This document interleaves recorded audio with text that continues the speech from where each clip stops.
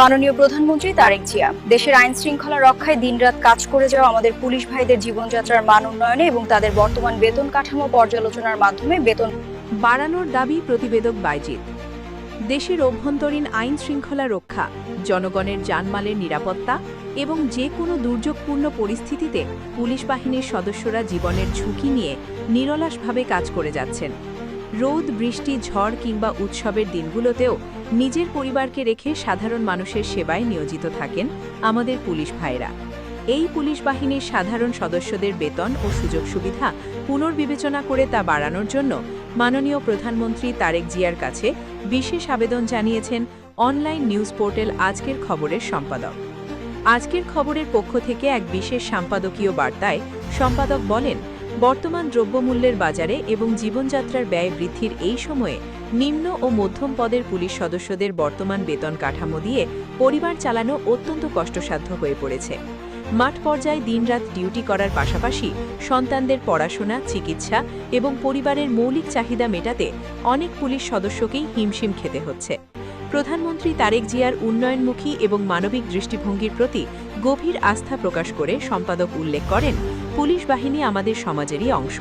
তাদের জীবনযাত্রার মান উন্নত হলে এবং অর্থনৈতিক নিরাপত্তা নিশ্চিত হলে তারা আরও বেশি সততা, নিষ্ঠা এবং উদ্দীপনা নিয়ে দেশের মানুষের সেবা করতে পারবেন।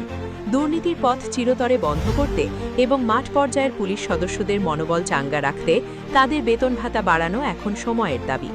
সকল পুলিশ ভাইয়ের পক্ষ থেকে আজকের খবরের সম্পাদক মাননীয় প্রধানমন্ত্রী তারেক জিয়ার কাছে সহানুভূতিশীল দৃষ্টির অনুরোধ জানিয়ে বলেন, সরকার যদি পুলিশ বাহিনীর বেতন কাঠামো সংস্কার করে এবং তাদের রেশন ও অন্যান্য সুযোগ সুবিধা বৃদ্ধি করে, তবে তা হবে একটি অত্যন্ত যুগান্তকারী এবং মানবিক পদক্ষেপ।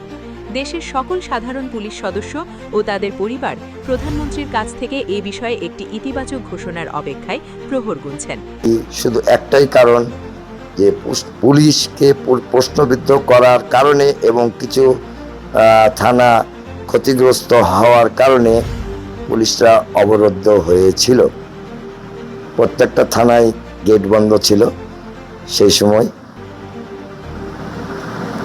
সেই দৃষ্টিকোণ দিয়ে আমি আপনাদেরকে বলছি যে পুলিশ যে ডিপার্টমেন্টটা, এটা একটা খুব গুরুত্বপূর্ণ ডিপার্টমেন্ট, যেটা আপনি জনসেবাও বলতে পারেন, আইনের রক্ষক, আইনের বিধান বলতে পারেন।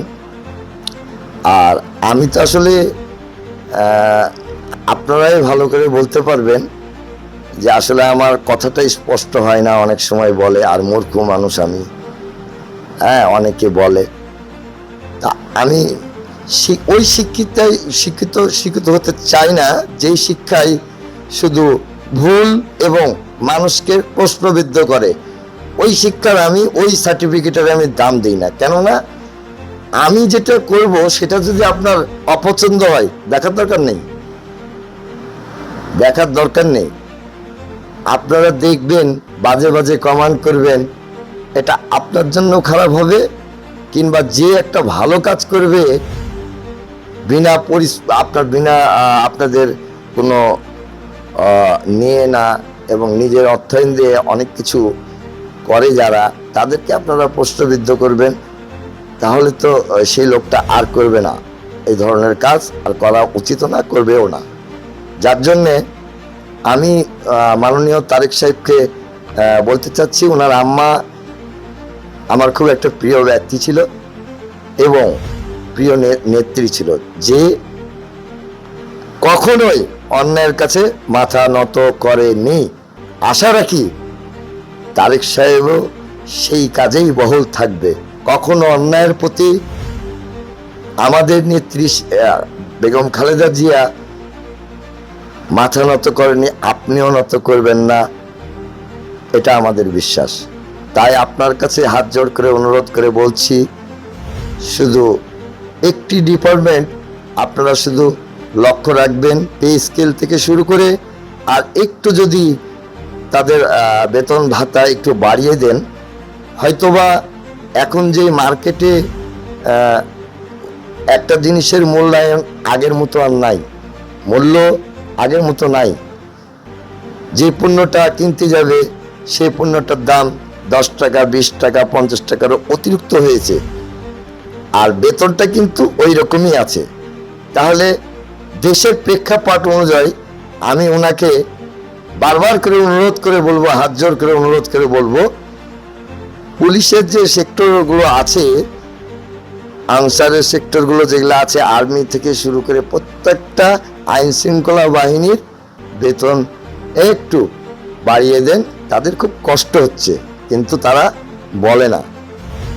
আর দুর্নীতি তখনই দমন হবে যখনই একটা সেক্টর পরিপূর্ণতাভাবে কাজ করতে পারবে, কারো ইন্ধনে না, এবং সে যে পরিবার চালাতে পারছে না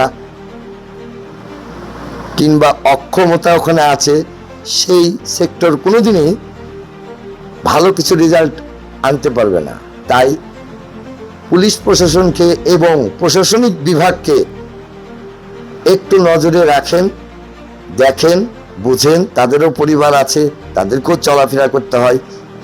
সেই আগের স্কেলেই কিংবা আগেরই সে বেতন ভাতা একই রকম থাকে, কিন্তু আজকের প্রেক্ষাপট অনুযায়ী আমি বলছি, কেন বেতনটা বাড়াবেন? একটাই কারণ, দ্রব্য মূল্য বৃদ্ধির কারণে।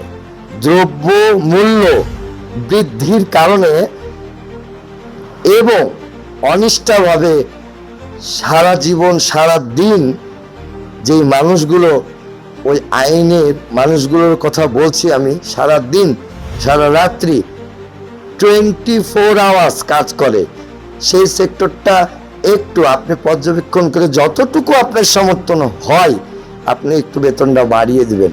এটাই আমার অনুরোধ আজকের খবর থেকে। আর কিছু বলবো না, বারবার করে একটা কথাই বলবো, তাদের কষ্ট হচ্ছে, আমার নিজের চোখে দেখা, বলতে পারছে না। যাই হোক, এ বিষয়ে আর আমি প্রতিবেদনটা বাড়াচ্ছি না। ধন্যবাদ দর্শকবৃন্দ। আজকের এই খবর থেকে আমি বাইজিৎ, সম্পাদক বলছিলাম, স্থান 27 নম্বর ওয়ার্ড, আজকের খবরের অফিস থেকে। ধন্যবাদ।